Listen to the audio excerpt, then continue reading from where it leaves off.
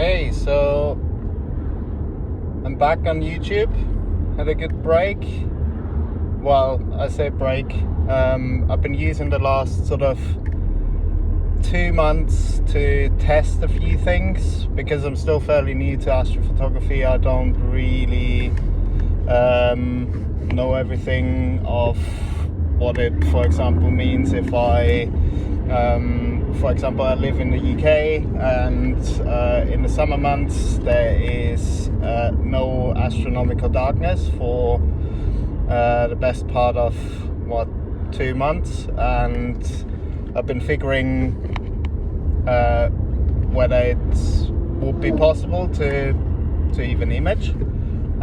So yeah, I've spent the majority of the clear nights testing, for example, narrowband imaging with my William Optics FLT91, and also I have got myself an adapter which I'll show you later for my Samyang or Rokinon 135mm lens.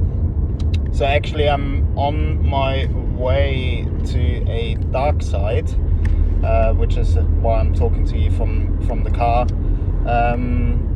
which I'm really excited about. I mean, the moon is up, but anything is better than a lot of light pollution. I know the moon gives a lot of light pollution off, but hopefully it should be a little bit darker than my backyard. And also where I live, it's meant to be overcast, and where I'm going, hopefully it should be clear. So once I get there, I'll contact you back, and I will show you what my setup is and what the target is. See you in a bit.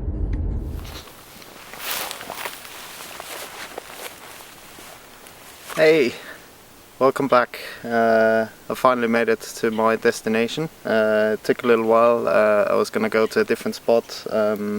Turned out that was private land and I was sent away, unfortunately, but I have found, I think, a perfect location. There's absolutely no buildings anywhere to be seen. It's an open fields. Just incredible, really what I was looking for.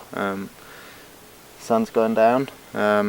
Apologies for the probably a bit dark video, but yeah, I'm super excited. It's the first time I've traveled with this mount anywhere, really, mainly because it's quite heavy, but also I just I didn't have any of these power packs to power the mount. So yeah, this is the first time I'm gonna do it, and this should be a Portal 2 location, 2/3. So yeah, it's really looking forward to it. I mean, the moon is up a little bit, 60%, so that's a little bit of a downer, but with the dual narrowband filter on my camera, it shouldn't be a problem. As I said in the car, I've sort of spent the last couple of months really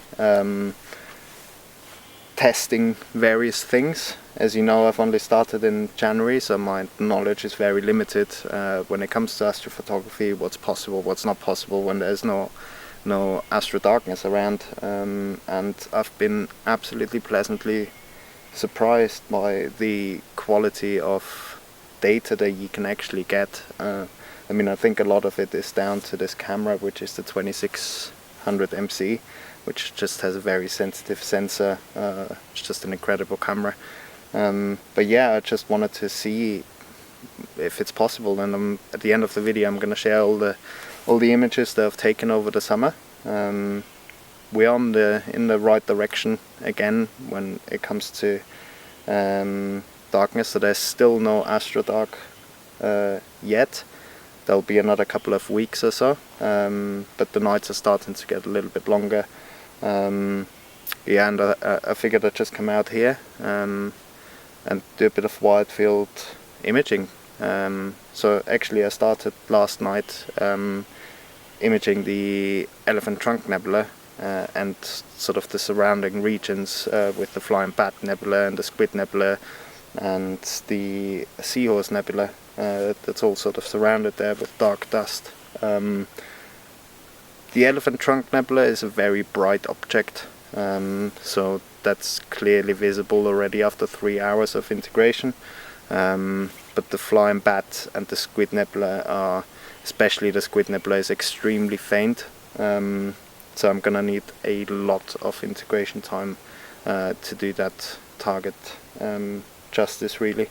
But yeah, just to talk you through my setup, I've got the Samyang or Rokinon 135mm lens. I have recently also bought the ZWO EOS adapter so that I can fit my ZWO camera onto that. It does have the filter drawer on it, so I've got the Optolong L-eXtreme sitting in between. If you do use this particular setup and you're interested or maybe thinking about getting it, there's one thing that you would need if you use a filter.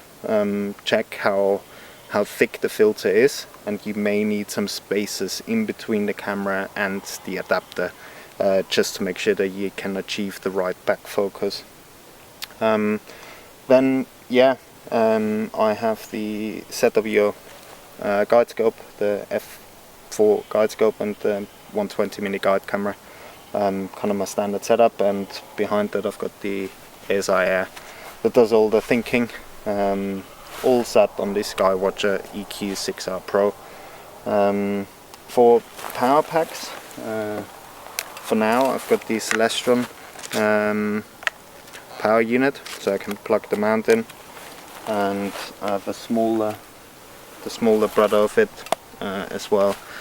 First time I'm going to be using it. I mean, I used the bigger one the other night and just checked how long the battery lasts, and I had absolutely no issues with powering mount and camera through that for 3 hours, and there was still battery left. But I got the little brother sat there just to help out a little bit, just in case I struggle with battery power. But I think for these short nights it's absolutely fine. So yeah, it's great. I'm just really excited to be out here in this location. Really glad I found it. There's absolutely no wind.